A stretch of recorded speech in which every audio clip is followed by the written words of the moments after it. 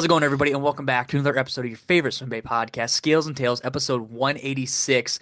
Heading all the way down to Alabama for this episode. And we were talking before this episode. If you guys are not familiar, I don't think I've ever really talked about it much. I did grow up in Alabama for about 8 years of my life when I was a small, wee lad. So I didn't get to fish very much. My fishing experiences in Alabama is pretty much non existent. I've gone down for spring breaks and stuff and dabbled in the fishing, but I have never gotten to really explore it a little bit. So just let that be known. So I have a little bit of context behind this. But episode 186, Everett Jones. You guys, if you guys follow Kyle Gracely or even are on Swimbait Universe, you may have seen a post recently when we're recording this. He got an absolute unit that we will touch on obviously a little bit later, and I don't want to jam him up too much, so we'll let him introduce himself like we usually do, and then we'll get right into the icebreaker questions. And I think this is going to be a really good episode, so we're not going to waste any time and get into the normal conversation, dude. But Everett, introduce yourself a little bit here. I'll hit you with some hard hitting icebreaker questions, and we'll get into it, dude.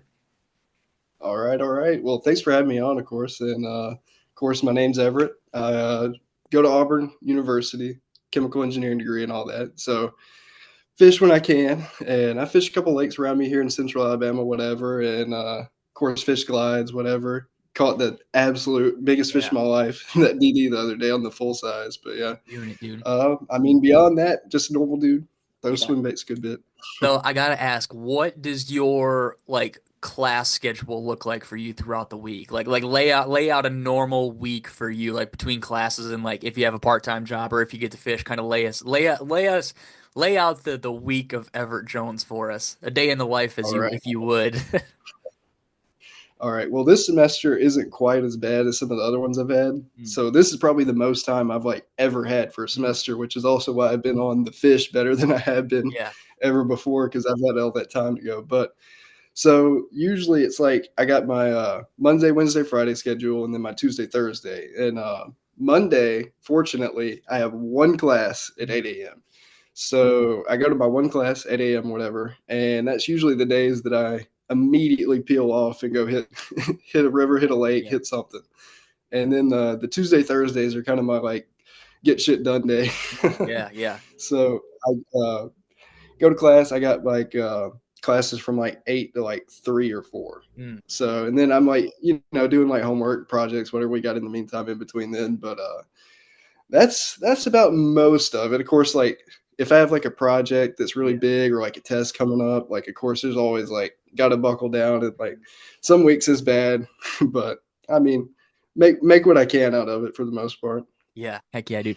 So, we'll get into it after here in a second. So, icebreaker questions. You may be familiar, may not be. The one that we always hit everybody with. You and I were getting up. We're staying the night on the campus of Auburn University. We're going to hit a lake or going to hit a river in the morning. Where? So this is a little bit of a twist. Usually, I just ask when we stop, what are we getting? But I think I want to kind of personalize it a little bit more. Where are we stopping and what are we getting? Do you guys have like a local 7-Eleven you hit up or like what's the go-to for you guys and what are we getting while we're there before we go?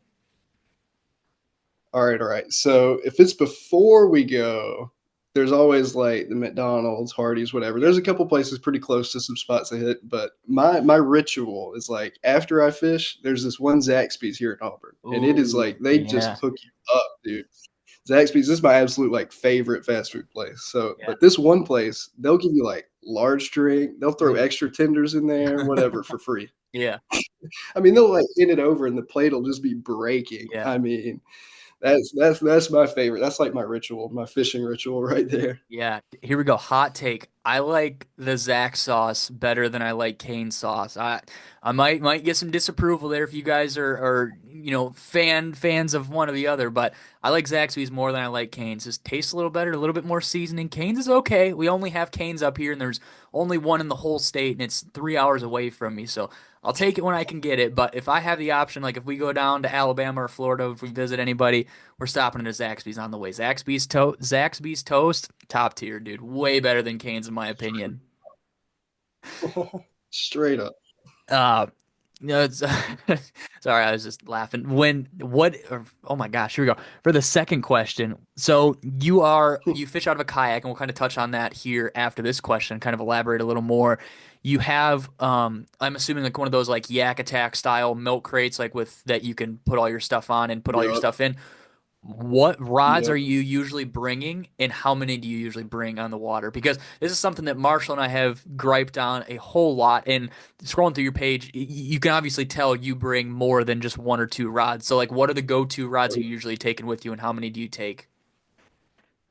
Well, I kind of cap myself out usually around 7, because I mean, Lee. realistically, like if I'm dialed in on a bite, Yeah. it's like 3 rods, 4 Hmm. rods max Yeah. that I'll actually be using. Now, of course, there's always like the fun ones you want to bring or whatever, but like I gotta say, usually tossing on a let's see, I have my one decent sized glide bait, big bait setup, whatever. Mhm. That's the 8 foot Leviathan Omega Heavy. Yep. Got a Trank, actually it's the Scorpion 300 Mhm. MD on there, and then beyond that, I have like 2 rods that are kind of suited for like the 1 to 4 ounce, Yeah. like treble style baits, you know. And then I have like 1 rod that's kind of suited best for like the smaller, like jig hook or like Mhm. stouter treble Yeah. baits.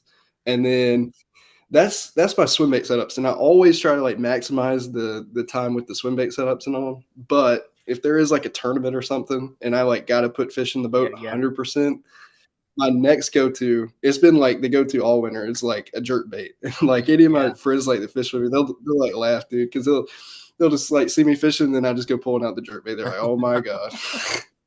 Dude. But the jerk bait, 100%, I got an X Pride with a Antares on there, and that is like that put a lot of fish in the boat for me Yeah. over like the winter time and all that. Right. And Right. then I mean beyond that, I mean like maybe one setup for like some kind of bottom bait, like a jig or a, text rig, something like Yeah, that. yeah.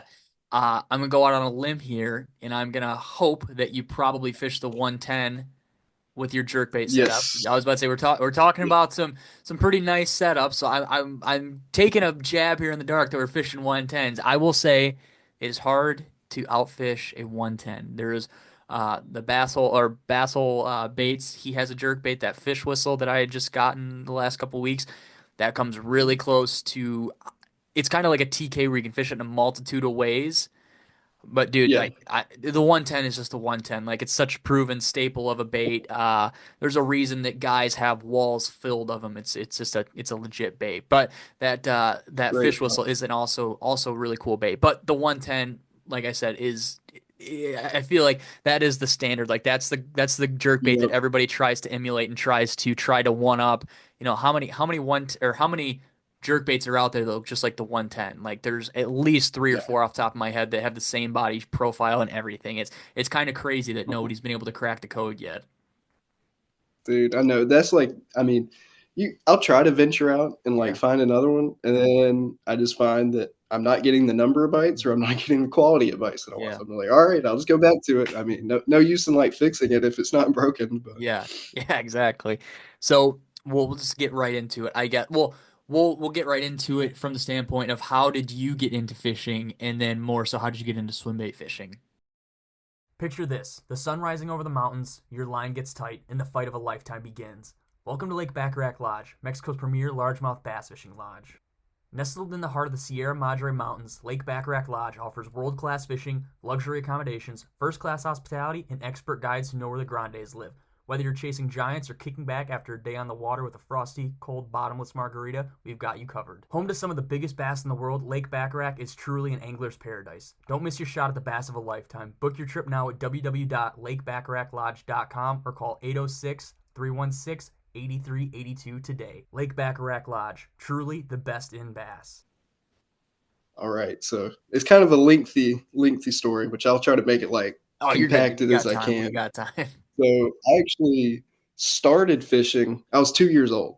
Mm. So that's where it started for me. I caught my first fish by myself when I was 2 years old. And of course that was like bluegill, whatever, fishing like ponds and all that, bluegill spawn. That's just like the fun way. And that's honestly like one of the best ways. If you want to get like a kid into fishing, Yeah. dude, just go take them to like a loaded pond with like some bluegill Hmm. and go out there with like crickets or whatever. And dude, you can just wear them out. And it was just a lot of fun. And that's like some of the best memories I had growing up. And then I think I caught my first bass the same year or whatever. And then from there, I started fishing like what do they call it? It was like Anglers for Kids was this organization around me. It was like tournaments and stuff for Oh, like that's elementary through high school anglers, you know. And so I started fishing tournaments when I was 6, and then fished those all the way through high school, fished some of the competitive high school leagues or whatever. And then now I got here to Auburn and took like a year break when I got here, fished on the fishing team after that. So my sophomore year, now I'm a junior and been on the team for that period of time. So I've kind of always been involved with like Yeah. some sort of fishing my whole life for the most part. But the big bait stuff really started back in like I'd say like 2020 or so, Mm. maybe 2021. Like COVID hit, Yeah, everybody yeah. started like fishing all the time. Hmm. And I started seeing like YouTube videos pop up, social media posts pop up, and it's like, 8 pounder, 10 Yeah. pounder, 13 pounder, and it's like an 8 inch, 10 inch bait. I'm Hmm. like, okay, like that's cool to see. And I mean, I knew that like a lot of those places had like trout stocked or like Yeah. had a bigger forage base in general. But I was like, you know what? I'll try it at my places too. Like even though I don't have like that forage base here, but so I just started like dabbling and it stuck. I'll say that much. So I mean, and I've just kind of messed around with stuff, gotten some of my favorites like found in that journey or whatever, and that's kind of where I'm at now. Yeah, when you first got into it, was it like through Tackle Warehouse, like that sort of thing? Like the Yes. more so we say it like I- the readily available baits, like the ABS baits and stuff, I assume. Yep. Yep. So I think it was like when I graduated high school. So I guess it would be like 22. So I mean, I did like a little bit of swimbait fishing Mhm. before then, but I wasn't like diehard. I got my Right. like first real setup when I graduated high school, Mm. and I had like some graduation money or Yeah. whatnot, and I put in like this massive tackle warehouse order. It was like got me the Leviathan, got me a bunch of soft baits, got me. Let's see, I want to say one of the first ABS baits that I got into. I can't remember exactly. I want to say that it was, of course, like the S waivers. I used some of Mhm. those, but Yeah. not as much as like a lot of people I know Right. of. I want to say it was like the Arashi, Yeah, maybe. yeah, yeah, I the think it was like storm. the Arashi. Yep. And then actually, one of the first glide baits I caught off a drop was the Clutch OG when they first came Oh, out. So yeah. that was like kind of my entry into the like real big swim bait world. Mhm. Yeah, and it sounds like you like fishing 110s and stuff. Like it was probably a shock to buy these baits, but it also is like, well, I spent $25 on a Yeah. jerk bait. This is like the size of four jerk baits, so I guess it kind of makes sense on why it's $150 or $100. It definitely once I see like the background to it, I understand like so much better now. Like the amount of time, effort, spent like refining these baits. Not even to mention like I mean, yeah, the materials are expensive too, but dude, the time, Yeah. like it's just outrageous. And after I see like a little bit of background into it, like it makes a lot more sense. Like some people Mhm. still trying to explain it to them, Yeah. Yeah. whatever, but definitely don't feel quite as bad about it now. Yeah, right, exactly. So w- I guess we'll start like around your area, like before you moved off to college, like you kind of talked about getting that rod, like your setup, right around when you graduated. So I assume you were probably still around home for a couple months. Did you have a lot of success right away with the swim baits, or was it not till like you moved to like new waters and started trying them out there? So fishing a lot of the same waters. In fact, the Mm. same waters I caught that DD on like Mm. a week and a half ago.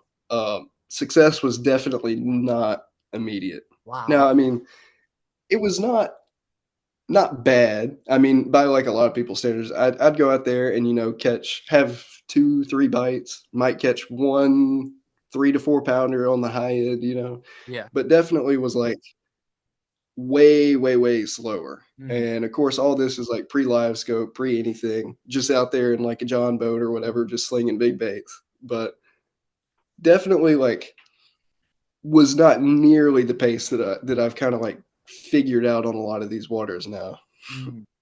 Where did you like have some perception on how to fish this stuff? Like, were you trying to fish them like jerk baits or trying to fish them around like places you'd flick a worm into, or kind of like what was the strategy at the time before you kind of had like some thought into it, I guess.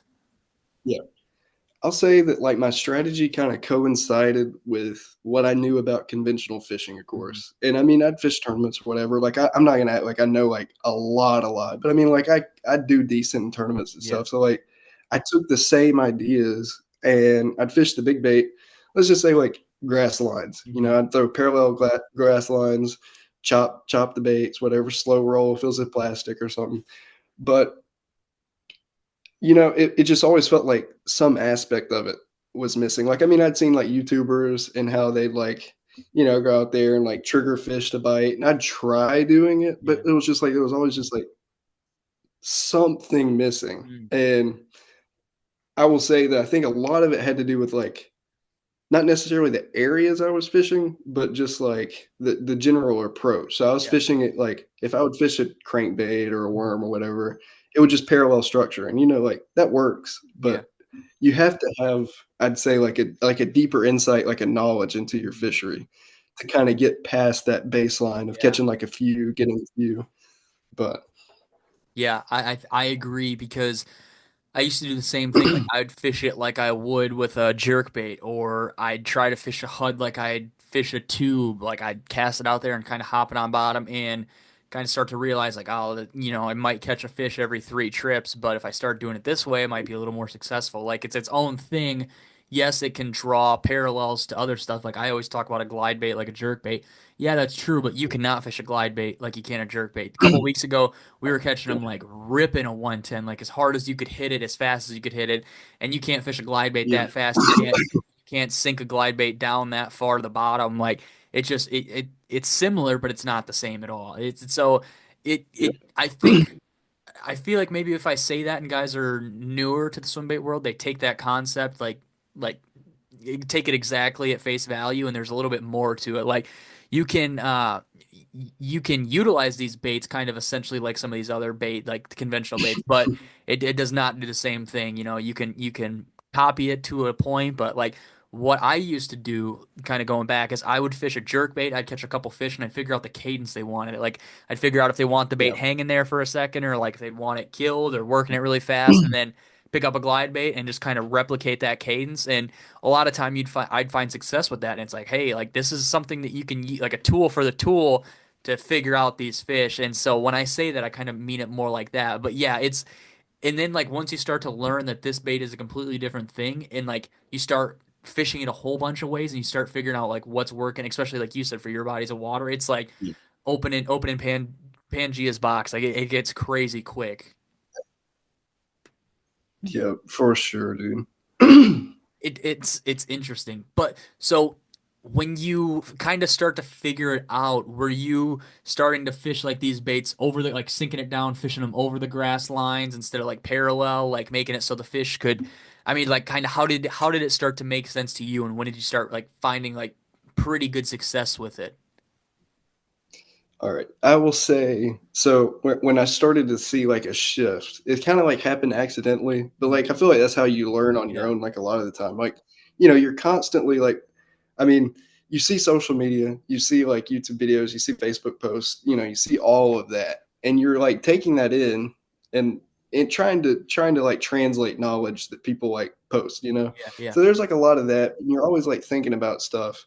But I feel like the best way is to actually just like straight up get out there, and more often than not, I feel like a lot of these patterns or like really hot bites are kind of just figured out by accident a lot of the time. You run into one big one or you Yeah. run into like a 3 or 4 quality fish and you're like, and then you start applying it to different areas or whatever.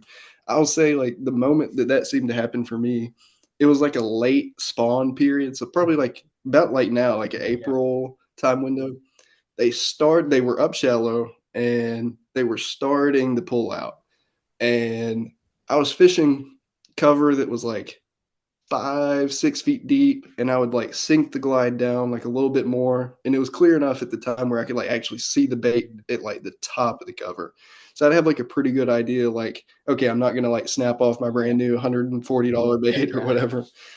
But like I'll say that that's like really what it clicked. Like when I started fishing like that slightly more offshore stuff that wasn't quite as visible to like a lot of people, and I started like sinking the baits down and like I caught like I think like a 6 pounder or something like that, and it started like really clicking in my head, like okay.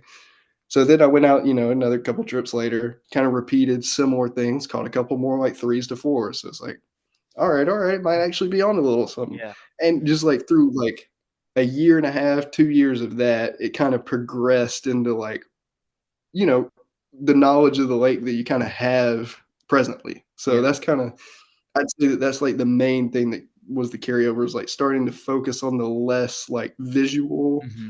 like things that the cover is there and you got to fish it well, but without being able to like actually see it. And like a lot of other people won't fish it because of that. Right. Yeah. Was this like all kayak fishing that you while you were figuring this out? Were you on the kayak? It was like a little bit of both. So like I fished like out of like a little John boat, Mhm. and then the kayak kind of happened, I'd say like a year ago, a year and a half ago. So a lot of it was like John boat slash like I had a paddle kayak, but like the kayak that I have now that like I really like fish a ton out of is like motorized. Mm. So which just expands your range, Yeah. gives you like spot lock or whatever, like being able to like sit in one spot like on a Pick your point or like farther. offshore or Yeah. whatever. Yeah. So, but like a lot of it was built with like very, very basic. I'd just say like no technology, just paddle kayak or like John boat, Mhm. essentially. Yeah, yeah. And it's almost like once you figure that out and then like you get a pedal drive kayak or you get a fish finder or something, it's just like you become that much more efficient. You don't have to you can really worry about picking this pine tree apart that somebody sunk down in 20 foot of water and you don't have to worry. You can fish it a little bit more risky now because you're not having to worry about getting blown into the bank or whatever else it may be. Like Yeah. I feel like it elevates if you can elevate your fishing a little bit, like give yourself better variables, like it really makes you a better angler. Not necessarily forward facing sonar better angler, but if you don't have to worry about trying to stay in place or make a good cat or whatever it may be, like it and you can focus just a little bit more, I think it makes guys a lot better than what they previously were. Yeah. For sure. I mean, like that's kind of the progression that I've seen. Like, kind of happen.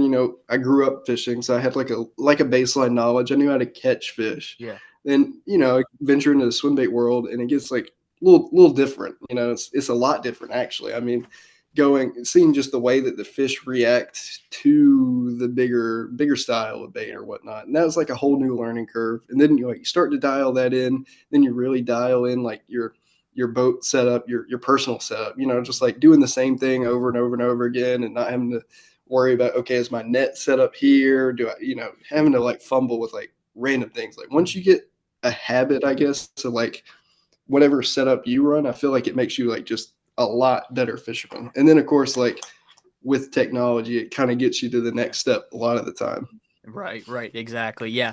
And I think if you have the means to like give yourself a better chance at it, then I don't care what anybody says. Like I'm not gonna not get a motorized kayak because some purist kayaker says it doesn't count because I'm not paddling or I'm not pedaling. Like, sorry, dude. I'm trying to give myself the best chance at catching a big fish, and if this is what I've got to do, then this is what I'm gonna do.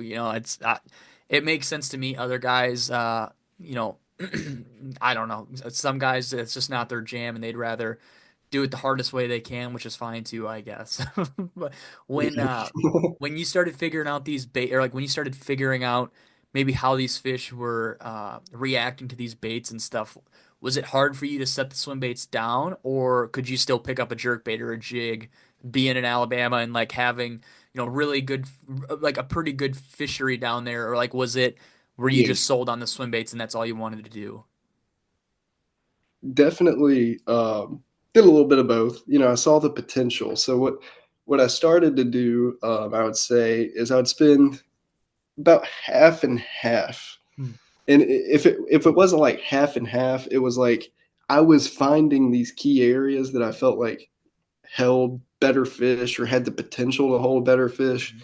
And I would really give like certain spots just like a little more attention with the big bait. Yeah. And like if I was just covering water trying to figure out like a new area or a new pattern or trying to like find where they've moved or whatnot, I'd convert back to like, conventional Mhm. stuff and whatnot. But I'll say that like definitely learning like what areas and like what time of day and like what type of bait, all that, and like really maximizing your potential at like running into a giant, like a big fish. That was like how I kind of tried to go about it at least.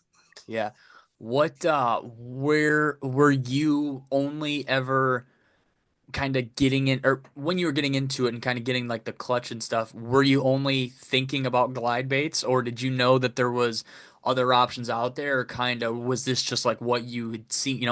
Every YouTube video, it seems like everybody's fishing a glide bait. There's not many YouTube videos of guys fishing a crank down or wake baits or whatever else. So like, were you just sold on the glide bait and maybe even like that's kind of all you really knew at the time? Yeah, I kind of did. It was a lot of it was focused on the glide, I would definitely say. But I did get into like some of the soft plastics about similar time frame. Mm, So I think some of the first ones I got into was like the 13 fishing. They have like a BAMF Shat or yeah. something like a wedge tail. Yep. Got into that one pretty good. And then of course like the mag drafts, like that's like the staple entry harness, bait or whatnot. And I kind of learned, I'd say like about similar time frames, and about I dedicated probably the majority of the time to the hard baits, of course, and the glides, but still had the soft bait kind of on the back burner. Right. Yeah. Was when you would go out or like, go to Dick's or go to a lake, a boat ramp and stuff, and you saw guys in their boats and whatnot, did you see many guys like talking or having these baits tied on their deck, or was it just kind of something that hadn't taken off yet at the time around you? And has it It since then was increased? Yeah, I'll say initially, like there was very few people I would say that did it, and of course the bite was easier to figure out then. I'd say definitely since then, a decent many of the waters that I hit, those fish are starting to get like a little more pressure with the glides. Like people they see you at the ramp and they see something like whether or not you tell them or not, Yeah. people figure out, but. Um, I'll definitely say that like it was less of a popular thing then, but it's starting to get like at least a little bit of heat on them now. Is it nice? I mean, so my thing had always been like I could post about it, I could talk about it, and people would ask and act like they want to get into it. But my thing is these people probably aren't gonna spend the bait or spend the money on the baits that I have that I catch fish on top of I've got a leg up on them. I know how to swim these baits. I know how the fish like them. Like they're gonna have to spend a decent amount of money and then spend a decent amount of time figuring these fish out. So that's kind of what I had always thought because at the time, like Yeah, when I was a senior in high school, 2019, like I wasn't worried about guys finding XYZ bait maker that makes 25 resin baits a month. Like that just wasn't, yeah, I knew that that was going to be next to impossible for them. But down there, like bass fishing is a huge culture. Up here, it's really not. So like down there, you yeah, like there might be a guy who takes like really does some detective work to find these baits and stuff. Had that yeah. like when you see guys doing it down there, is it usually like the ABS stuff, or have you seen like some uh maybe some like tater hogs or some like just like resin baits down there, or like bull shads or whatever else it may be? Yeah, definitely predominantly ABS and all Yeah. that. You do see a lot of people getting into the resin stuff though, Mm. whether it be, I mean, it doesn't have to be a 60 $80 resin Yeah. bait or a $200 resin bait. You kind of see like at least a little bit of it. And I feel like it's similar, like you said, like bass fishing is not like a huge thing up there. With it being a generally pretty big thing around here, I feel like there's still a super small fraction, but with there just being that larger number, Yeah. there's still going to be like a few that kind of filter through and end up getting into some of the lesser known Yeah. bait makers per se. Mhm.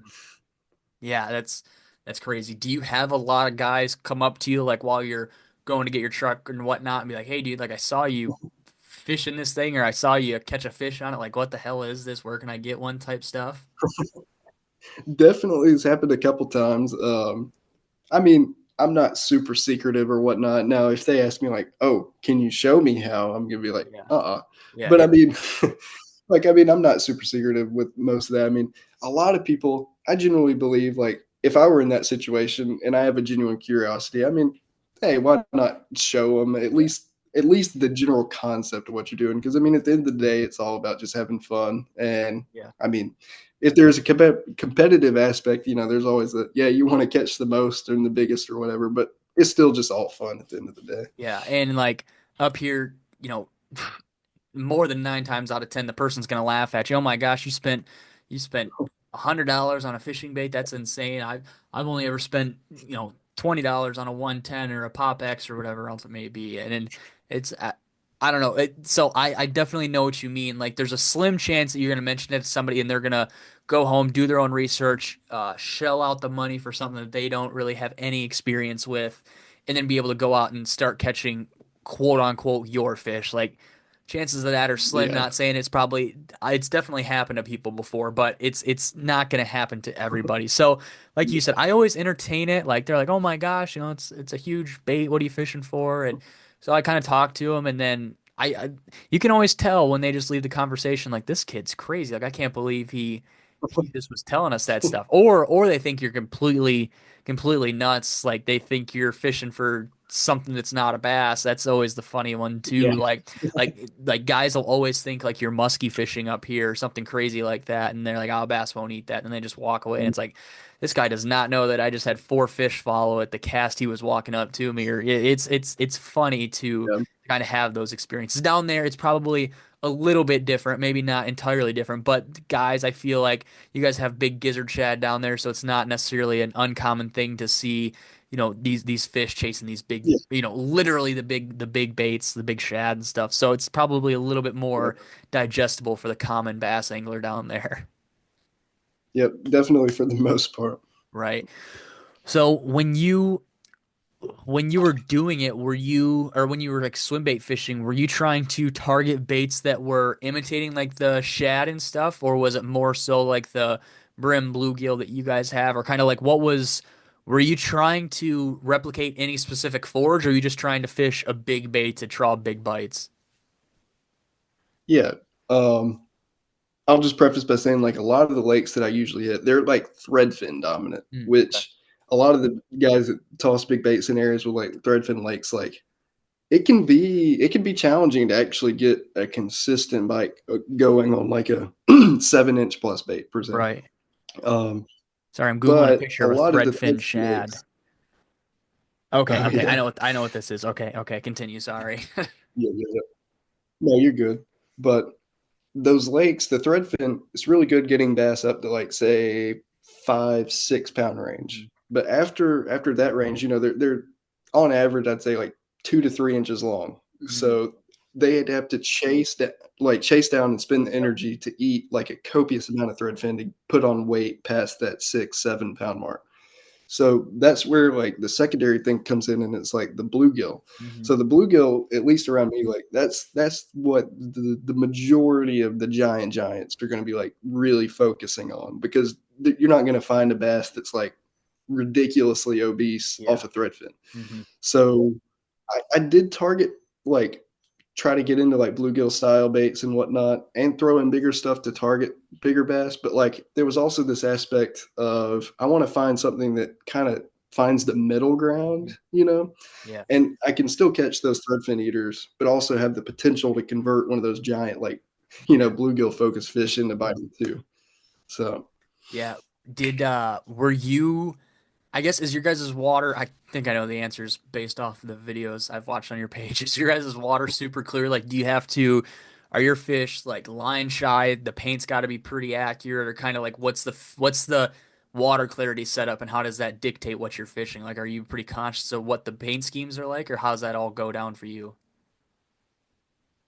yeah, I'll say that I fish like usually about five. I have like a rotation of about five different places, kind of, and majority of those have visibility that's like 2 feet or less most of the time. Yeah. Wow. So so they're really not like super skittish to anything. Like I mean, my one of my best productive whatever glide colors is just literally the raw resin The blank. I bone. mean, Yeah. and I know that that's like a generic answer. Like a lot of Yeah. people Yeah. kill them on the resin blanks, but like here, I feel like it actually gets bit better than if you had something like painted hyper realistic, because I feel like that bone just like sticking out in like 18 to 20 6-inch visibility range, it just like gets their attention. And like same for the line, like I fish like a little bit heavier line than like a lot of people would recommend for like the glides that I fish, but it's like they don't care around Yeah. most of it. Which I mean, that's generally there's a couple places that have really crystal clear water sometimes, and then like really muddy water the other times. But it mostly it's less visibility. Yeah, and down there, like you got to worry about freaking turtles trying to eat your bait, probably gar, I'm sure. Like it's kind of like up here where you got to worry about like a pike or muskie trying to steal your bait. It's kind of the same thing Yeah, down there. Like you got to worry about something else trying to eat this bait that could just, polish off that 20-pound line or 15-pound line like nobody's business. So it makes sense to me. I definitely understand that worry. But like guys out in California or Texas where they can get away with super light line because there is no really predatory fish. Like that's I understand where they're like dumbfounded that we have to size up as much as we do just to have that little bit of reassurance that we're not going to lose a bait to something else that's not a bass. yeah. I'll say like lately, me and my buddy, we've had like a bad streak with catching like between catfish. He got like a gar the other day, like a 5 foot long gar on a full size shat, and then like striper too. And like some of the areas that you hook into these striper, like they're not bad in general, but if you hook into them in like a shoal section and Yeah, you they'll only piss you have off. Yeah. 40 feet to play them, and you hook into like a 20-pound striper, oh, you're like done, you know. So those that's really like the main culprits that we had to worry about Yeah. around here. Yeah, I didn't even think about the striper. Dude, that's insane.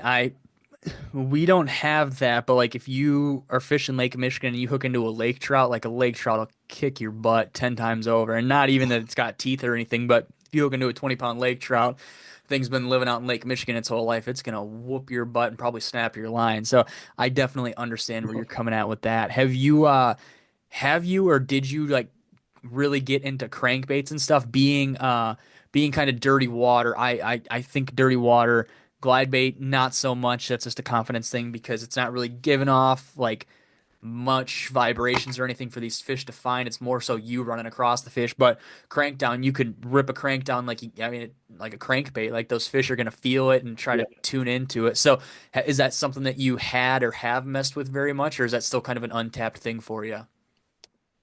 I will say I haven't gotten into like crankdowns in general very much, but the one that I have dedicated a good bit of time to is the finesse floater that Yeah. Gracely Baits makes. That one I put in a good bit of time, and I've had like pretty good success with it between I mean in the cold all the way through like summertime. Mm. So that one's definitely it fits like a lot of the criteria to be good like on the waters around me. Mm. Yeah, it talked about it a bunch, but like crankdowns were super big when I got into swimbait fishing. Like everybody was trying to make a crankdown. Everybody was for some reason trying to compete on who could make the deepest crankdown. Like it was a very, very weird time, like that 2016, Yeah, 2017 timeline. Like very, very weird time. And now like nobody talks about crankdowns. Nobody really makes, I mean, there's still crankdowns being made, but they're not really made very much or talked about or posted a lot. It's the glide bait now, and the glide bait it seemed like when I got into it wasn't necessarily popular, and now everybody makes a glide bait. Everybody has 20 glide baits and six of the same ones, and it's cool to see. But I sound like a broken record because I've talked about this. I feel like not that long ago, but it's crazy to see how much it's changed in such a short amount of time that like one hot fab gets passed up for the next one, and we've been riding out the glide train for the last probably 4 years, 4 or 5 years now, and it's like wow, I don't know if this yeah, will ever end. I think we're just gonna keep getting people are just gonna keep making glide baits at this rate. yeah. And that's another thing. Like, I'm curious to see what new, like, if there is new or what new will Mm. happen, like, Yeah, be the next craze, in the coming years. Like, it's been fun seeing the way that people focused on, like, say, certain aspects of the swim bait game. yeah, yeah. The I think the big thing that we're gonna kind of start seeing now is three-piece glide baits, like 86's Passenger, Monster Bait Developments. Eden is kind of a glide bait too, and I think there's a third one that I'm not having pop into my head. So if you make that bait, I apologize. But they're three-piece baits that you can swim and then turn, like you can hit it hard and it'll glide. I don't know. I haven't really messed with them. I haven't really seen any, but I've seen videos and stuff where it can kind of do a little bit of everything, which is super cool. The other thing that I want to see more guys try to start tinkering around with is the one-way glide. Like when you hit a glide bait hard and then you hit it soft and just barely Yeah. and you hit it again, so you can like walk that thing. You can walk that thing 12 reel paces under a floating dock, and like those fish. If it's a floating dock that doesn't have any openings, like those fish are not seeing baits presented that far into the underneath that dock. Like that's such a natural thing, and that's such a thing that nothing else can replicate. Like when somebody comes out with a glide bait that does that super well, like that'll blow up. Their DRT was, I Yeah. think, kind of working on a bait like that a couple years ago, but I don't know if it ever actually went anywhere Yeah. or not. It was in the book, their book, the DRT book, and they talk about some hinge that they were working on.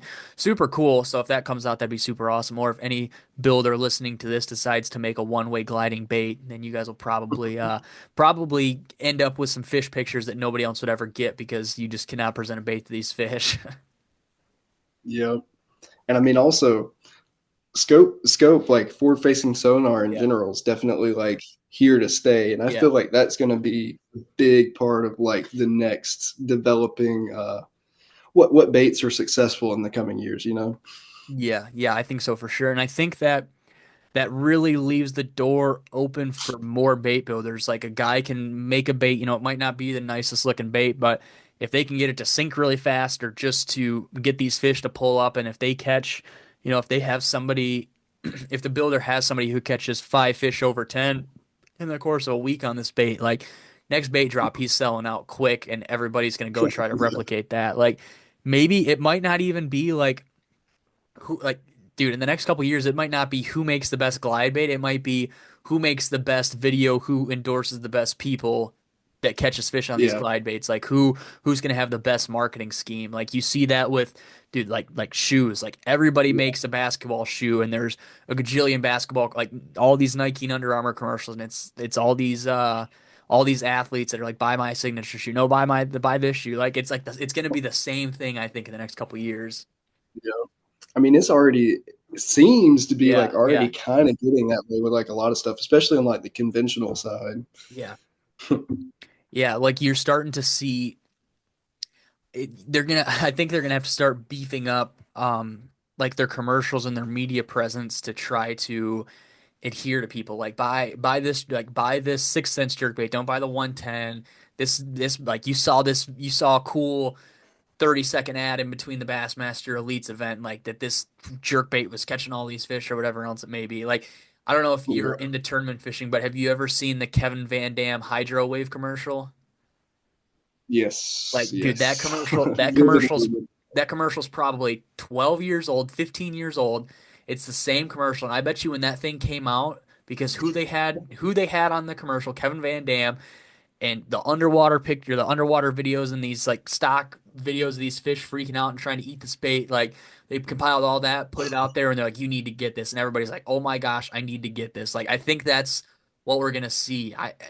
I'm I'm intrigued to see who's going to be the first like swim bait company who puts out like an actual commercial, like on a FS1 elite event or Yeah. something. I don't think it's too far away, and I bet you we see it like Yeah. within the next 2 or 3 years. For sure. I don't know. Trying to sell your product, I think, is going to be the, like I said, the big thing coming up very, very soon. Like, why should I buy this or this one right here? Getting the little highlight reels together. Yeah, yeah, and like I think you already start to see that with the ABS baits that are getting offered now. Like you walk into a Bass Pro or Cabela's and there's two big name ABS options right there from swim bait makers, and it's like, man, there's like a $6 difference. One's this, one's that. What should I get? Why should I get it? Like, oh, I saw a post of this guy with a new colorway, so I'm gonna get this one, or whatever else it may be. Like you said, it's already like low key starting to happen, whether people think about it or not. Like if you sit and think about it, you're like, okay, yeah, I bought this bait because I saw this guy catch a fish on it, or this color scheme, or whatever else it may be. Yeah.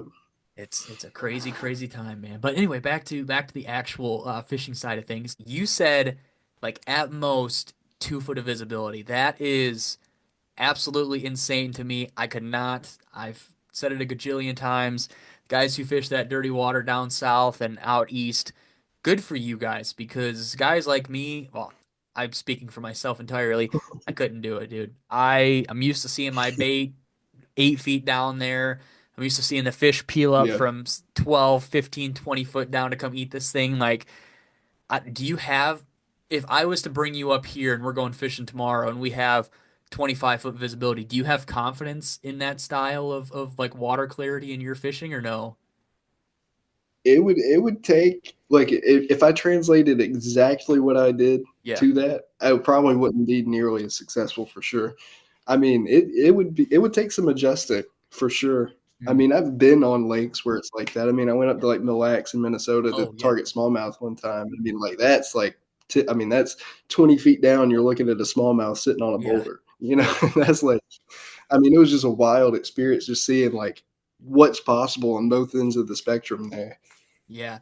Well, I guess let's break that down a little bit. So you said if you translated to what you're fishing down there to up here, what like you cast out we'll just say the full size shat that you just recently caught your big fish on. You cast that out.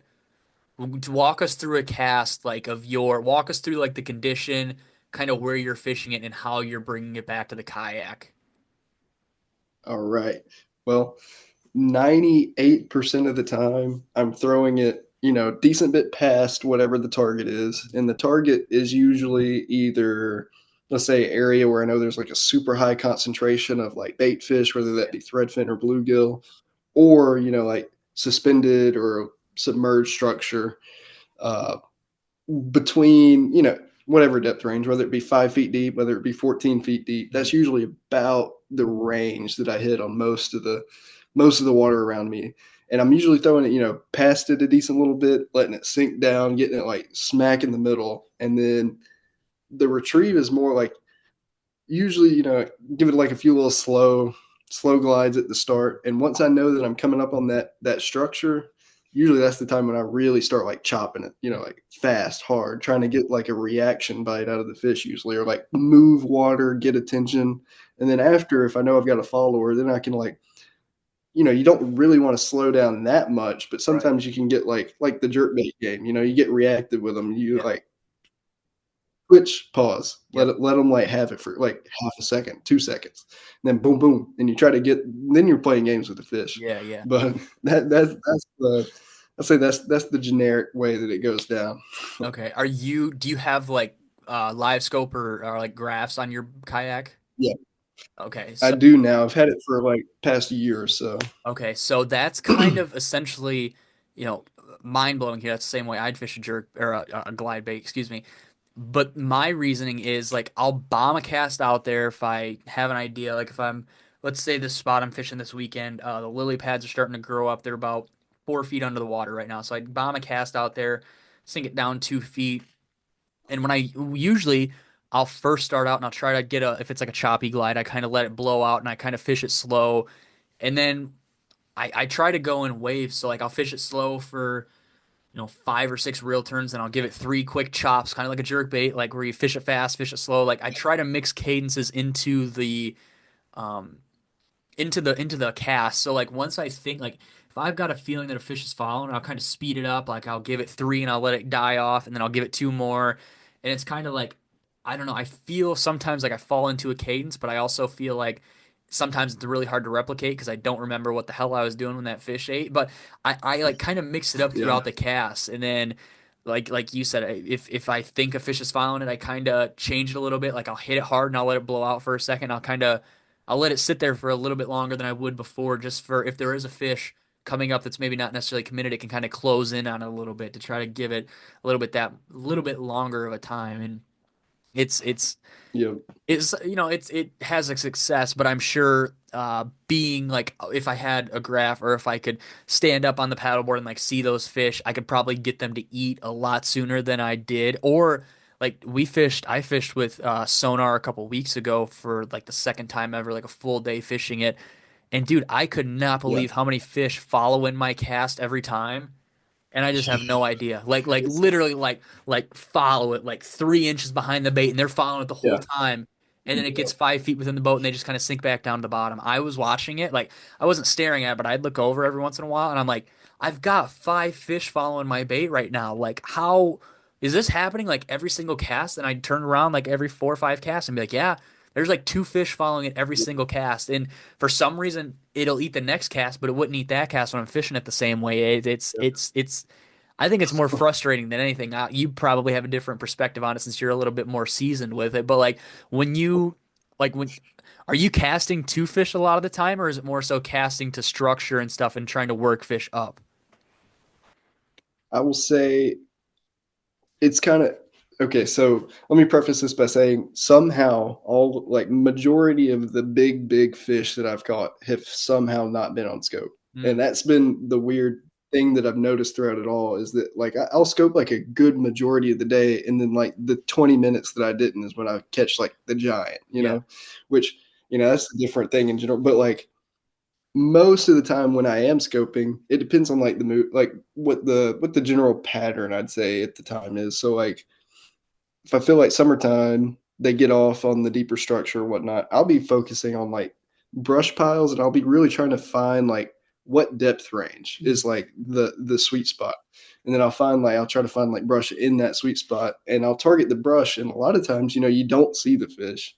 You just see the structure. But I mean, I feel like if you find a brush pile in that depth range, it's gonna have fish, in the sweet spot. yeah. So it's kind of more of a that's been the more effective way I would say is like finding structure, then fishing that structure with the Mhm. ability to like keep your bait, let's say a foot above it or 3 feet above it or right on it if you Yeah. wanted. So Being a question for you about the kayak and like the graph and stuff. So when like you and I are going to a lake tomorrow after we stop and get some Zaxby's or whatever else we're doing, are you I guess it's probably different since you know the lake, but even if I know the lake, like I will paddle around the whole outside of the lake, and that's kind of how I predominantly target these fish is like the outside. Like I'll stay probably 25, 30 yards from the bank. I'll take a lot of casts to the bank, parallel to the bank. Then every once in a while, I'll drag one out deep. Like, are you doing that, or are you like picking the lake apart, zooming from one end to this dock over here, 600 yards down the way? Like, do you kind of have spots that you fish and stuff, or like what's like your day on the water look like from how you run it? so if it's a lake that I feel like I've effectively like honed in on enough Yeah, already, I have like a little rotation usually of like I it's funny like go to school, I have to remember all this stuff and it's like a challenge. And then I go to the lake and then it's like, oh yeah, I caught a 5 pounder off that brush pile like yeah, 3 years and 2 months ago, yeah, yeah, or whatever. But usually you have like a mental checklist of like, okay, I know there's like structure here, I know there's structure here, have like a little rotation. But if it's like a place that's new, it definitely, like you said, it changes the breakdown. Like I would definitely say that it would be not that I always do it, but it definitely seems to be more productive when you mm, take some time and like look at your environment and you like really just try to like get an idea what at least might be uh, the best producing areas or forage base or whatever it is, and then approach it with that little bit of knowledge. yeah. Being able to cut dead water off your list makes fishing like lakes, like new lakes or lakes that you've been fishing for a while, you can just pick it apart so much more efficiently. You can concentrate on this brush pile, and you can figure out that hey, these fish will sit 5, 6 feet off this brush pile, but if I'm gonna make a cast, it's got to be like you can like we talked about earlier. You can put variables in your odds if you like do the homework, figure stuff out like. Dude, these docks are in 3 feet of water and it's sandy bottom. Like they don't want to sit here. They want to sit 25 yards off the shore where this log is or whatever else it may be. Like that's just like once you figure a lake out, it's so nice. But dude, when you don't know a lake, it just they're like it's fun exploring and stuff, but if you're driving 2 hours one way and you're just getting your tail kicked for three trips in a row, it's like, do I really want to go Yeah. back a fourth time? But there's that chance, like, well, I caught like one good one that second trip, and I've only caught a bunch of small ones since then. So maybe there's something out there. Maybe I just haven't tapped into it yet. So it's always like, how much is too much and how much is not enough when like looking at these new places and like fishing all these spots. And that's my thing. I pick apart a lake like like a surgeon just because I'm so scared that I'm gonna miss one thing or like for some reason this fish slid up right here for whatever reason and if I just skip a cast there then I just have no chance at it whatsoever. Yeah, it's definitely humbling, dude. I'll say that much. Yeah, it's a pain in the butt. Do you have panop or I guess live scope, or do you have the hummingbird, or what unit do you have? Yeah. Garmin. So, I mean, I know it's going to sound like gibberish, but like I run I think it's the 93 SV Okay, unit, yeah. and then it's LVS 34 for the Okay, transducer. yeah. So that's my little setup there on the yak. Okay. Do you have that on a like one of those poles, or like is it on your Yeah, motor, or like what is it? It's on one of the poles? yeah.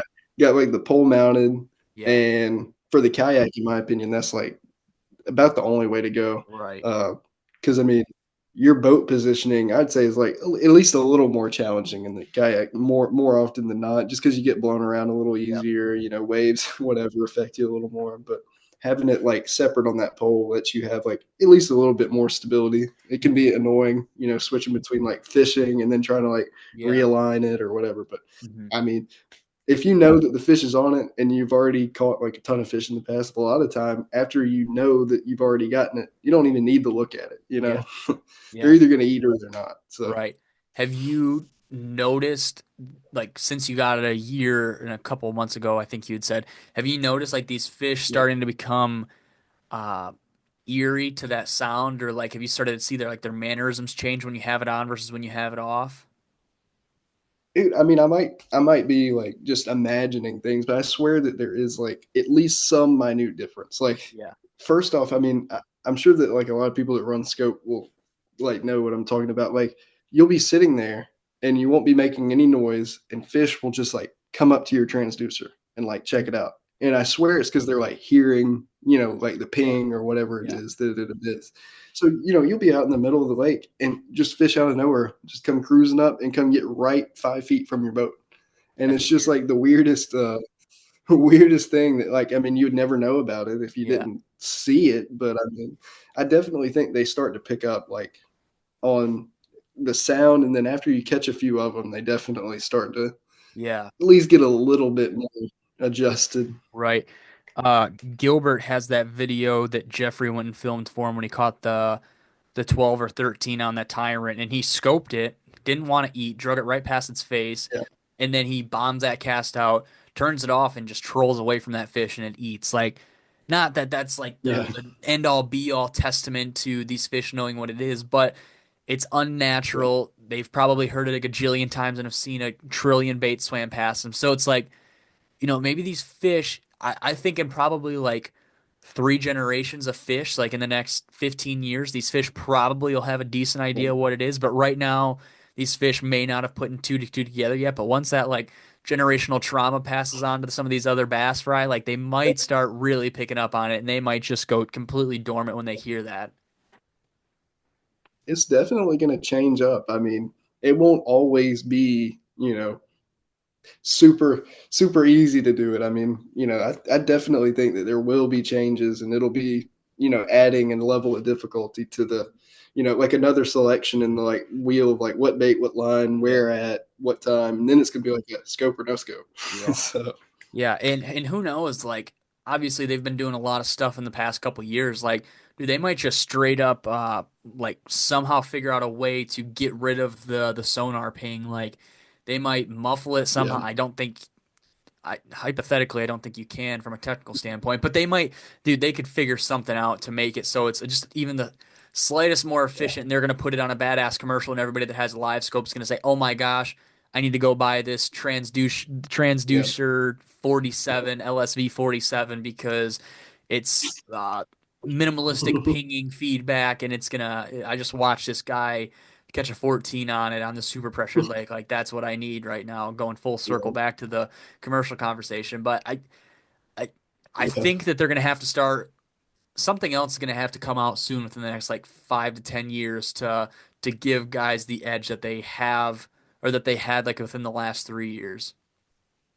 Oh yeah. I mean, there's so much money involved. They'll Yeah, find ways yeah, to keep it going because I mean, they want to make the money, and I'm sure that it's ridiculous, like the amount of money that's been made off of live scope or just the live forward facing in general. I mean, yeah, yeah. Because it was around like 2018. I remember 2018 or 2019. I remember watching videos on it, but it was like super minimalistic. It was perspective mode, straight down, like for guys vertical jigging and stuff for muskie or ice fishing. And then it Yeah. started kind of picking up, and then it got big in the like crappie and then bass fishing. But apparently, it had been like something similar to it had been around for saltwater, not necessarily saltwater fishing, but like cruise ship or not cruise ships, but like shipping container ships and stuff like that. Apparently, there was some sort Yeah. of thing that was very similar to it, and it just so happened to morph into a fishing sonar unit. So who knows, dude? I've seen some crazy things. Like a couple of years ago, I saw this thing that would ping out in front of you and it would show a 3D rendering. Like it was more so for ships on shipping channels. Like it would show Yeah. you the V and everything. So, dude, I wouldn't be surprised if Yeah. that's the next thing that like a 360, but instead of being a bird's eye view, it's like a tunnel vision of what's in front of you, how far Yeah. away, that sort of thing. Where at in the water column, like it's hard to perceive it and like describe it, but when it happens, it's gonna be like, yeah, that's exactly what I thought it was gonna be. Yep.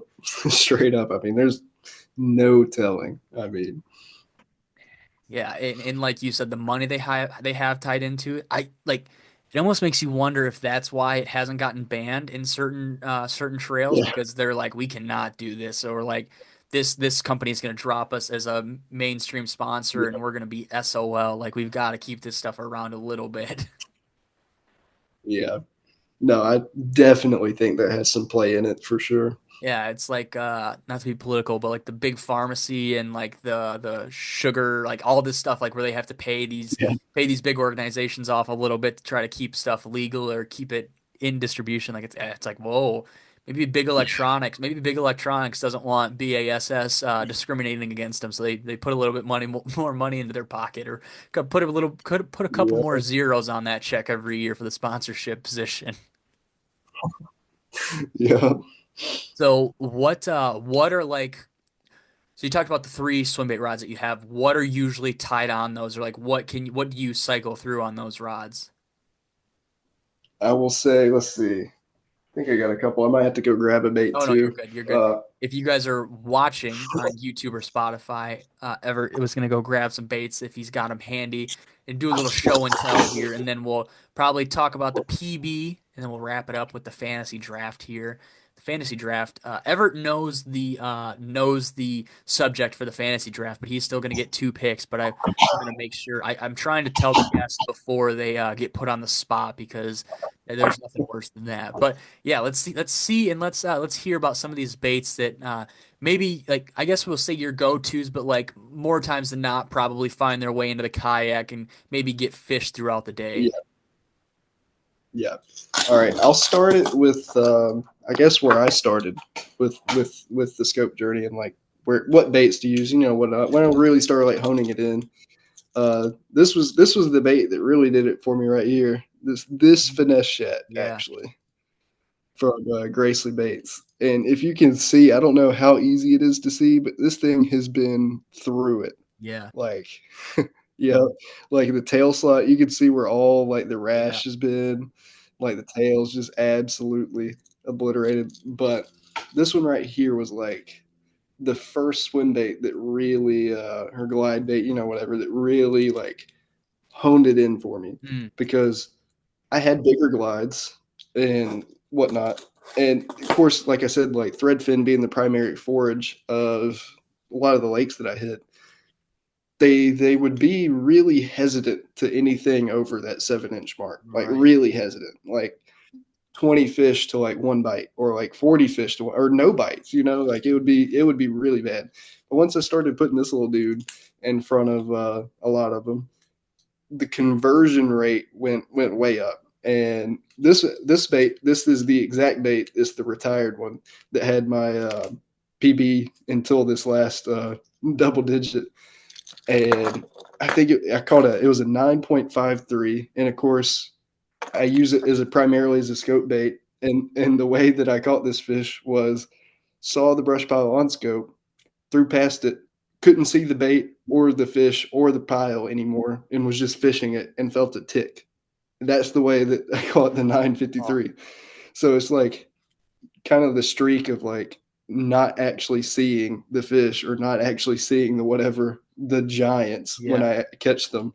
So that was the first bait, and it was really good on like cruisers, on like shad balls, or on the deeper brush or the deeper structure, or whatever, where they're waiting on those threadfin balls to Mhm. come by. Yeah. They reacted super well to that finesse shad, What and that still was like one of my go.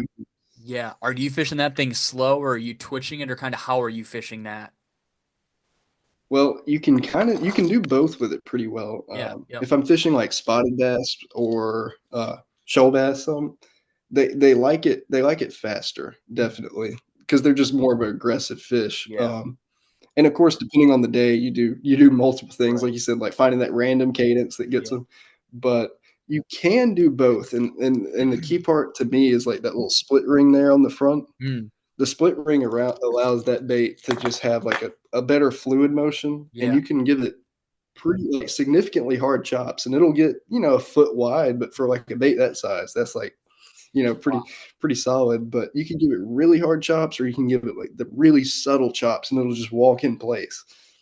And it's usually like a mixture of that. It's kind of like getting it up to the fish pretty slow, and then once you have their attention, usually it's like increasing the speed, Yeah. increasing the erraticness until they like chase it down and Mhm. smoke it. Yeah. So that was the gateway, I'd say.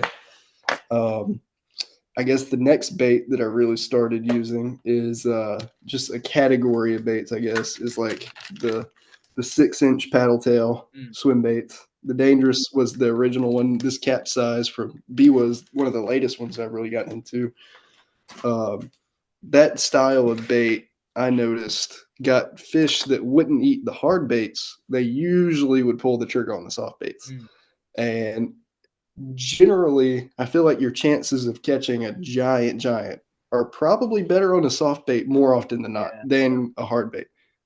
But so that was like kind of the 1-2 punch. So I would hit the structure with the finesse shad, or hit the fish with the finesse shad, whatever it is, and then I would transition afterwards and comb through it with a soft bait from like a different angle or even the same angle. And I usually could pull another fish or two Mm. with that soft bait compared to with the glide. Yeah. And the soft bait also had the additional capability to me, like really to fish like blind a lot better. Mhm. Because I mean, the finesse shot's really good in like the close quarters and when you're seeing it and getting it right on the fish. Yeah. But it doesn't have the exact drawing power and the ability to cover like a super large amount of water super effectively. So that's where I would like transition, bomb the softie across the point or whatever, and like bump bottom, and that was like a really good way like to catch numbers and big fish. So um, that was like the original one too. And I don't know what it is, but this past month the full size has just been going crazy. Yeah. So this is the bait that has the PB now. It's retired too. This is It's got a the missing eyeball. full size Shat for you guys not watching and just Yep, listening to us talk here. It's such a sweet color. yep, the full size. But yeah, so that right there, it's something in the last month that's just like been clicking. Mm. Um, Fish that bait, me and a buddy, I think there's been the 10-4. Well, that was the original bait also that got the first double digit for the Gracely Yeah. baits. Yeah. So um, I catch the 10-4. It was like around the full moon, first full moon in April, I believe. And catch the 10-4. My buddy the day previous caught two that were like 6.5. And then the day after, he catches like an 8. Hmm. And then I caught like a 7-11 the next trip out too. And I haven't even posted that one yet. Yeah. But uh, it's just been like something about this time of year and the moon phase and whatever, the full size has just been like killing it. Hmm. Uh, so so that's been like the third step, I'd say, into like what baits, Yeah. the rotation for the scope and whatnot. The full size definitely seems to get more attention sometimes with that additional drawing power. And it's still like same with the split ring on the front or Yep. whatnot. The action is a lot more fluid, and you can really give it like a lot of input to trigger those bites per se. Mm. So Yeah. What are you so I'll take a guess here. Are you fishing the full size on like probably you said you're fishing a little heavier, so I'm gonna go like 25 pound? Essentially, what I got it on is that Defiant. It's like heavy cover fluorocarbon, and they run it in like the like decimal places. So it's like Yeah. 23.6 pounds. Okay. So that's been the mark that I've thrown with that. And then usually the other stuff I throw the finesse shad on like 15, Hmm. 15.5. Yeah. And then the softies I try to stick to like that 18.6 whatever Right. range there. Hmm. Okay. When are you, I guess, when you're fishing the soft baits, I think you kind of already answered how you're fishing. Are you like sinking it and bouncing bottom like majority of the time, or are you like when you're sitting up on a piece of structure and they didn't come up and eat the hard bait? Are you like just swimming that thing through there, or does it just kind of depend on what you're doing and how you're fishing it? It definitely depends and on the time of year too, because there are certain times of year that there's like a couple points on some of these lakes or whatever that they just load up on, and Yeah. you don't need scope. You can just go spot lock, sit there, bomb it out, let it just start slow cranking, and you're going to come through. And then other times, it is more of a precision thing where Yep. you want that bait coming as close to that Yep. structure as you can to try to just like get that one to instantaneously just snap and choke it. Yeah, and that's kind of what I figured, but I still figured I'd ask just in case you had some crazy, no, dude, I fished this thing up on the Yeah, top or some kind of crazy take I wasn't even necessarily thinking of. I are you I guess you're probably using the net on the kayak. You're not trying to boat flip anything in a kayak, I can't assume. yeah. Boat flipping gets a little hectic Yeah, when when it's you got landing like in your 4 feet in lap. front of you. Yeah, yeah, you get a lot of that high sticking. That's a great way to snap a rod tip off if you're not Yeah, yeah. careful. Yeah, exactly. Are you running But yeah, what hooks are you running on the full size and the finesse shat? so the full size here, I think I'm running a size. It's either a one or a one odd. I can't fully remember. Yeah, dude, ST they're thirty so close six. to the same thing. I don't even think it matters. The one Yeah, outs like are or the ones are just yeah, so ever so slightly bigger. yeah. So I run that on the front, and then I run like a size two on the back. It's Okay. a ST36 on Yeah. both. Um, That's for the full size, but the finesse shat, I found that like the smaller ST36s, I was bending out trebles on like a bunch of fish, and I know that that means like you need to loosen the drag or whatever. But then sometimes when you loosen the drag and you hook a 6 pounder It just right next to a piece of yeah, structure, you're screwed. it's over. You no longer have a six So it's kind of pounder like hooked. yeah, you got to choose one or the other. So the finesse shat, I found the best trebles in the size range for it are size four BKK Spear 21s. Hmm. Those have been the best hook I found, and like they still bend some, but they Yeah. are really really strong hooks for the size. So being able to have that smaller hook, size four, and still be able to like put a decent amount of pressure on the Yeah. fish. That was what I found best. I So dude, I really like those BKK hooks, like those the spears, the yeah, raptors, I think. There's a couple different ones. yeah, I like them. I've got a couple sets of those Titan diver hooks. I like those too. I don't really like how their hooks are squared off like those EWGs. Not hugely fond of that, yeah, but it makes it I think so you don't tear up the bait as much. Like those micro citizens, I feel like probably wouldn't get torn up as much with that big bend in them. But anyway, yeah. uh, so your what size Zal Dangerous are you fishing? Was that like the 5 inch one? Yeah, the 6 inch was the Okay. primary one, and same thing with the cap size here. The Yeah. 6 inch range, I think it comes into play with the same thing with like threadfin being the main Right. forage. Yeah. Yeah. That 6 inch, 6 inch range just seems to be like the best bet, Mhm. best bang for your buck for like that particular lake or whatnot. Yeah. Are you so I assume you're gonna have probably a lot of again, it's an assumption, but you probably catch a decent amount of fish on the soft baits, whether they're big or not. Are you repairing a lot of your baits like with glue and whatnot, or are you just running until the wheels fall off and pulling a new one out of the package when it's time?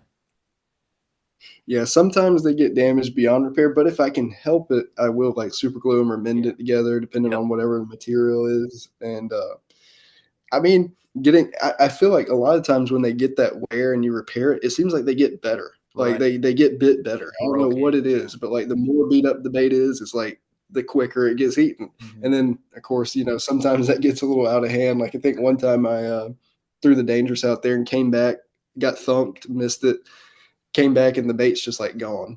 So there's just the harness with the hook Yeah. left. I'm like, well, I mean, at least I had a good life, but Right. Yeah. Yeah. That's funny. but That's yeah, funny. Was there anything that you wanted to talk about before we get into the fantasy, dude, and start to wrap it up here? I'll say like a little honorable mention Yeah. Yeah. lately has been that baby bird from Mm. Defiant. Hmm.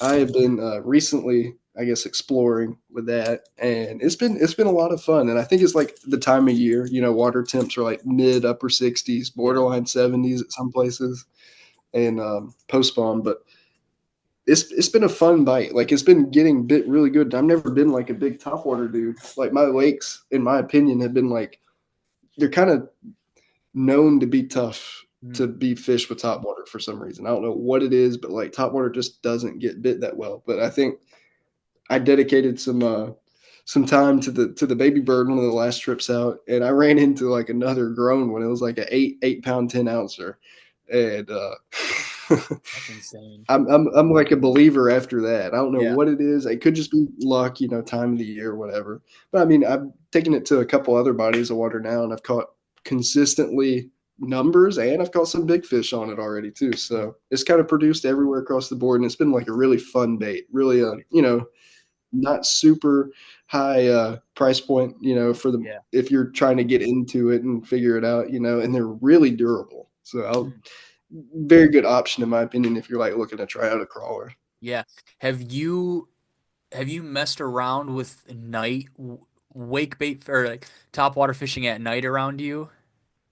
Barely. And like one of the few times that I did, I caught like a 5 pounder. So I'm definitely going to be expanding into that more this year. Like, I mean, I've already got like a planning on my next trip, like maybe even this weekend, like going out there like 2 a.m. or something Yeah. and fishing till daylight. Yeah.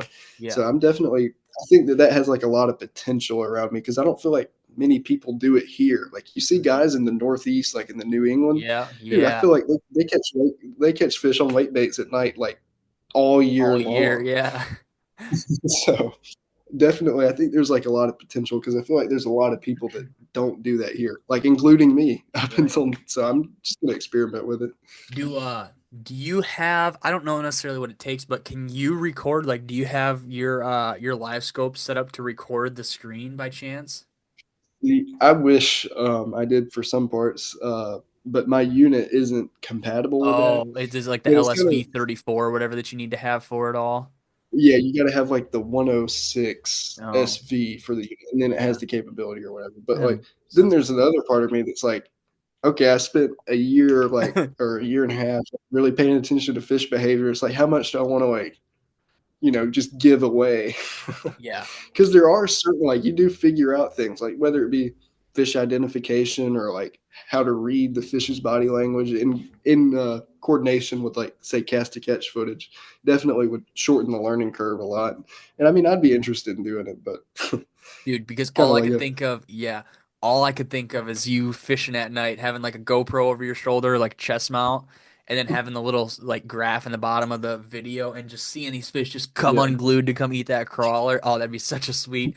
I don't I guess like there's only a couple guys who actually really record on their graphs, but I don't think I've ever seen Yeah. it like with Topwater. There's one guy in New England who posted a video of like a seven coming up and eating his bait off the top, and it was such a cool video, and it's something that I want to Yeah. see. So if you guys are listening to this and you have that unit you can record, go out and night fish and send me your screen recording clips of fish eating off the top on live scope because I think that'd be the coolest thing ever. Just the black when it goes dark, the screen turns black or something on the Garmin's, and just seeing fish just these blue or red dots, whatever they are at night, just shooting up to come eat this thing. Oh, that Yeah. that would sell me. That'd be a cool commercial. I'd probably go buy the product. But dudes, we're gonna wrap it up here. But before we wrap it up, where can people follow you if they don't want to listen to the fantasy draft and stuff? Where can they follow you? What's the Instagram? Do you have a YouTube? All that good stuff. Yeah, predominantly just Instagram. It's Everett.fishing. That's where I mean I post up like try to do kind of weekly or whenever I have something worth posting. You know, sometimes school gets wrapped up or whatever, but Yeah. that's the main place I'd say you can find me at. Heck yeah, dude. We didn't even touch on it. So real quick, what kayak are you fishing out of?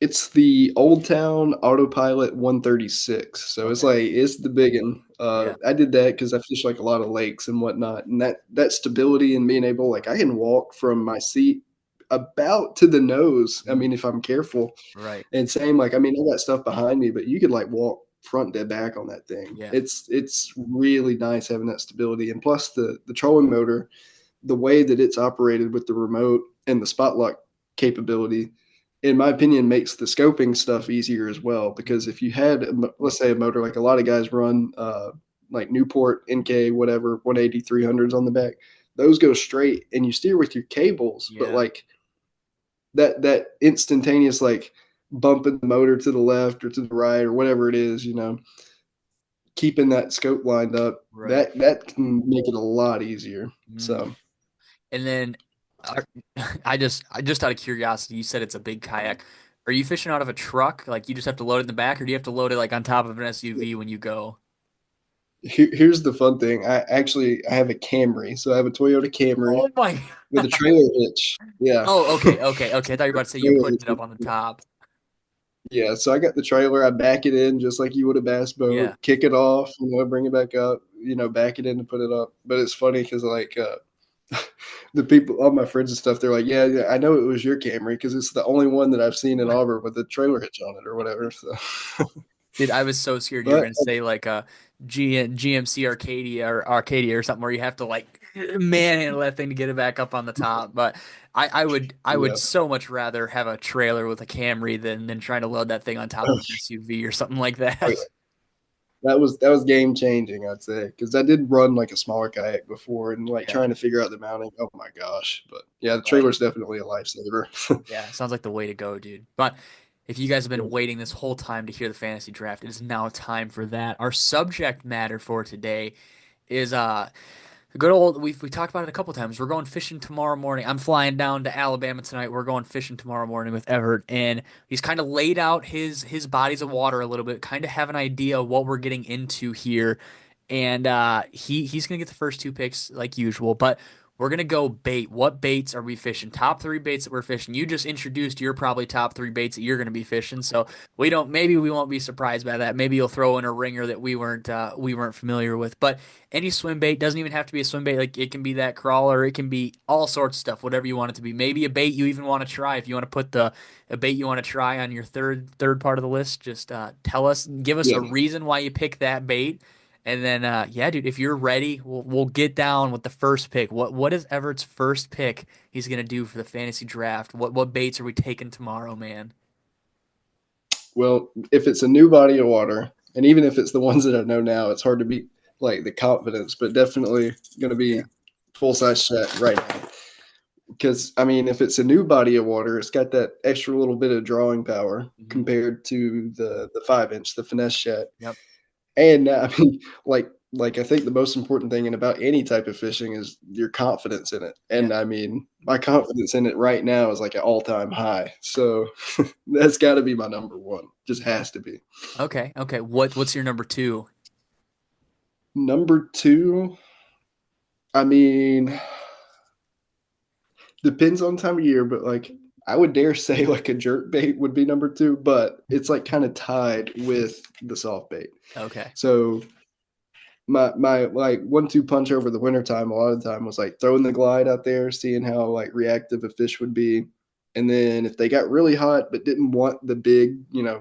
glide or whatever, I'd throw in the 110 after, and like Right. you can convert them, a decent amount of time. Yeah. So that was like crucial in like a lot of tournament scenarios or whatever, like kayak tournaments and all. And but that kind of is like also tied like with the soft bait, because the soft bait to me is like a really good follow up bait, and Yeah. also like the ability to like skip it super easily up under structure, like under docks or overhanging trees. And like, I mean, it's super versatile and has the potential to catch like giants Mhm. still. Cause, I mean, it's just that to me gives you like really well rounded, Yeah. options there. Right, right.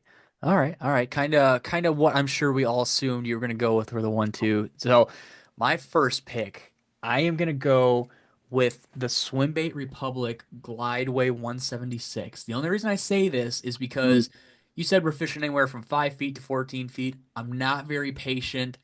If we're fishing 14 feet, I'm slapping on both lead strips it comes with and I'm sinking that bait down. If we're fishing 5 feet, I'm fishing one lead strip. Plus, you can fish it a multitude of ways, and if striper breaks me off, oh well, it's a $50 ABS bait, or it's like a yep, $60 ABS bait. I can buy another one before yeah. we even get back to the boat ramp, and it'll be here in a couple of days. That's my perspective on it. I'm not even familiar with where we're fishing, so if I get that thing hung up in a pine tree 20 feet down, I'll just buy a new one. Like that's Yeah. my mindset going into this. But what's your third pick gonna be? Third pick overall. I mean, right now, again, I feel like all these, depending on time of year, whatever, I feel like the bite's gonna be. But that the crawler Yeah. has been has been fun. Like it's been fun and similar to how you use like let's say a bigger glide as like a Mhm. search bait. Yeah. I did that actually yesterday. So I had my one class and then I had that meeting at night. Yeah. Um, but I went out yesterday in that little interim time and had one smoke the baby bird, like Mm. knock it out of the water. Wow. And then I'm like, okay. So I followed it up with the full size and actually caught it. And just the ability, to have like multiple options for like, certain fish have different Yeah. moods or whatever. Yeah. And just having multiple options that seem to like really pull them from far or whatever, and Yeah. just you get to figure out where they're keying in and like Mhm. what they're keying in on. So Right. Yeah. that had to be number two. Okay. Okay. My second option, this is something we talked about way earlier in the episode, and I'm surprised you didn't really have a bait to necessarily mimic it in your top three. I'm going the Depths Bull Shooter 160 bluegill glide bait. It's a little bit bigger one, but dude, I tell you what, our small northern strain fish will come up and eat that thing like literally 14-inch fish. Like there's sometimes where that's all that's eaten is 14-inch fish, but that means that a small fish will eat it, and I know big fish will eat it because it's a big gill bait. So, with what you laid out earlier about the gills being like a big forage, that's my go-to number Yeah, two right there is the bull shooter. And then for my number three to kind of match up with your top water, I'm probably gonna go the Wake Walker just because it's a gill shaped bait. We can fish it up on top. We can yeah, crank it down like 2 feet if we need to.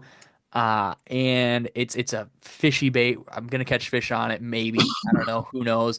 But it fits the yeah, parameters of the gill shape that I want to go for, a bigger fish, and it's up on top, so I can kind of cover the whole, can cover everywhere on the water column. I can sink that glide way down. I can fish that Wake Walker up top, or I could just kind of rip that depths bull shooter wherever. It kind of sinks kind of fast, so I can fish pretty much the whole water column with those baits, much like yeah. you can with your baits too. So it's kind of same thing, but different strokes for different folks. Essentially, is what it came out to. I think.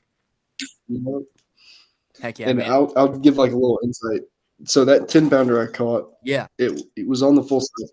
I caught it on this dock that I've just slain like bluegill on. Mhm. Like fun fishing or whatever. You go Yeah. up there, you catch like 20, 30 bluegill. So I knew that was like that was there, and I knew like the time of year, whatever. They're probably the giants are gonna be on the bluegill.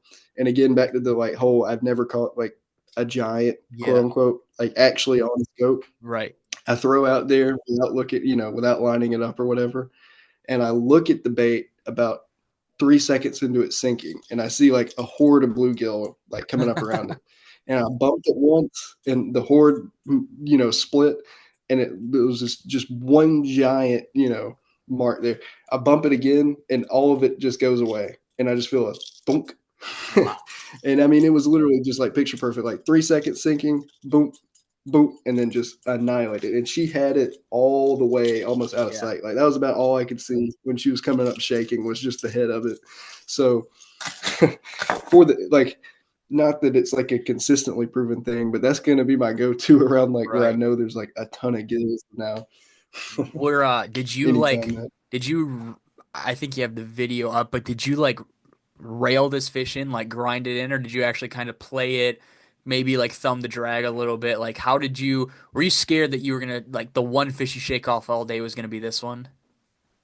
So I've had like I'm actually like really upset that I missed out on it. So my camera, the plug that I run it to in my boat to Hmm. charge it or whatever, was like messing up on me. Yeah.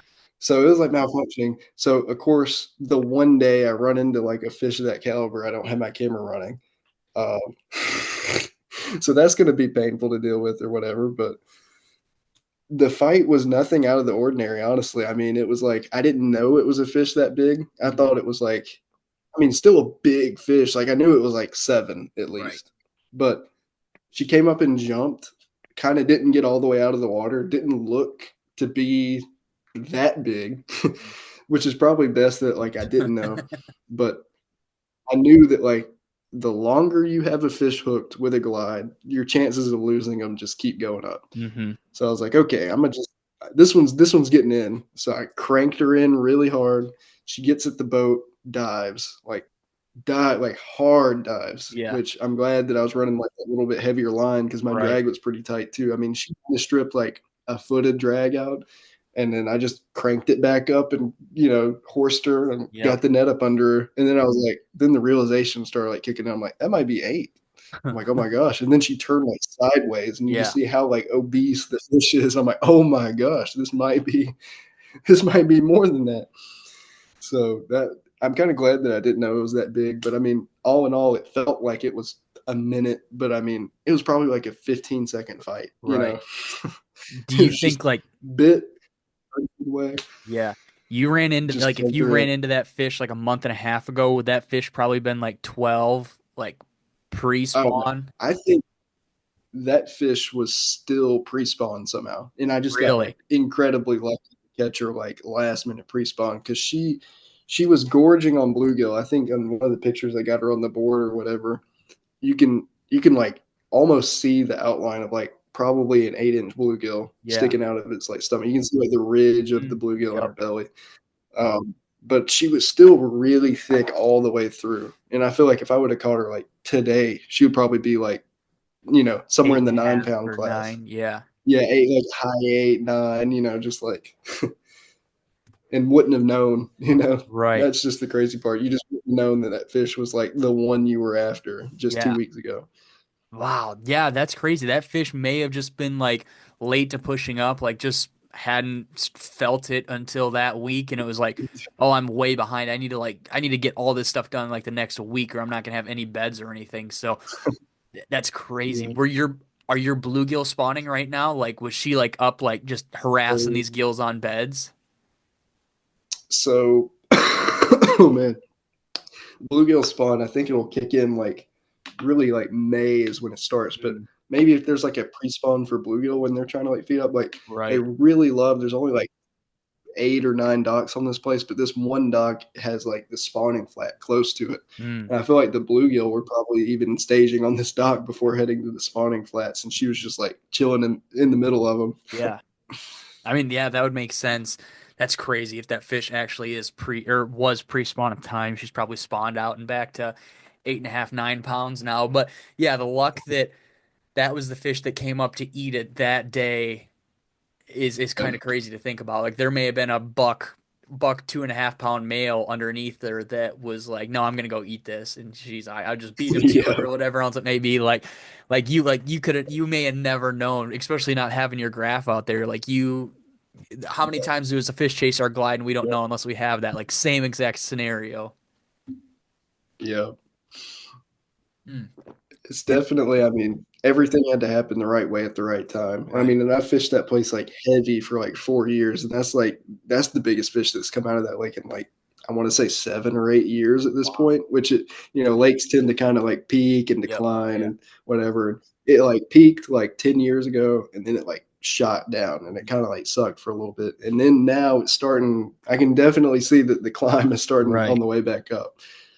So Heck yeah, dude. That's good to hear that that you're on them, and hopefully you can stay on them with the lake if it continues to rise. You know, we're seeing it in Texas with all these lakes with the forward-facing sonar blowing up. Like these lakes are all on a incline or peaked right now, and they're probably going to drop down. And then in another 12 years, we might start to see the fish start to rise up again. But I don't know. It's crazy. yeah, People don't necessarily think of the life cycle of a lake and like if it's on an upswing or a downswing, but that is 110% a real thing. And you can, if you fish a lake long enough, you definitely start to realize that like oh, I've not caught a big fish here in 4 years, but 5 years ago I caught a bunch of fives. I know these fish just didn't disappear. They probably died and are now the next class of fish is that 3.5 pounders. It's going to take another 2 years to get to the 5 pound range that I was catching before. It's crazy to think about yeah, that though. yeah. That like the lake itself is a living thing. But well, dude, I It is. hope that you go out there and maybe you go out this weekend at 2 a.m. in the morning and you stumble on one that has already spawned and it's like a 10-9 or something crazy underneath the dock and you're like Or oh my gosh I gotta go shell out some more money and buy the screen recording unit so I can record the next thing or whatever else it may be, dude. But I'm excited to hear what this adventure's like if you do make it out this weekend about the night fishing, because I don't feel like I hear anybody night fishing in the dark in the south. Like that's not really a thing. I mean it might be, but I've never heard or seen it really talked about at all very much. definitely, I mean, there's a lot of the older generation that seem to do it. Like one of the most prolific best bass big bass fisherman of all time. I think his name was like Pat McCullen or Pat Cullen or something in Yeah. like South Georgia. He's specifically fished at night all year long with a black buzzbait, and he has like over 1,000 DDs to his name. Like it's absurd, Yeah. and I feel like there'll be more of that just knowing the history. But I mean, you really just don't see it. But hey, we'll give it a good shot. Dude, you could start the next See how. trend. You could be fishing at night with a crawler and you post a picture and everybody's buying crawlers and everybody's fishing at night, man. You could be the trendsetter for this. But dude, Everett, I appreciate you coming on, dude. I apologize that we didn't get to the PB story until literally the last thing. I had that wrote down too, and I must have just overlooked it while we were talking the whole time. I apologize for that. If you guys made it this far, congratulations, because you got to hear the PB story. But again, Oh yeah. what's the Instagram for people who want to follow you and maybe didn't catch it the first time?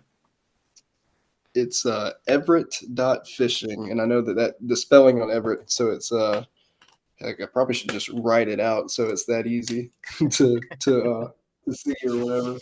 While But he's writing that out, as always, I'll have everything linked in the description so you guys can just go down there, copy and paste it, or he's writing it down so he can just can say it, show you guys, and you guys can go follow him that way. If you guys are watching this, if not, you guys can watch us on Spotify and YouTube. Subscribe if you're on either of those. Leave a rate and a review on Spotify if that's where you're watching. Subscribe if you're on the YouTube. We drop these every Monday on both of those places. And yeah, okay, let's see it, dude.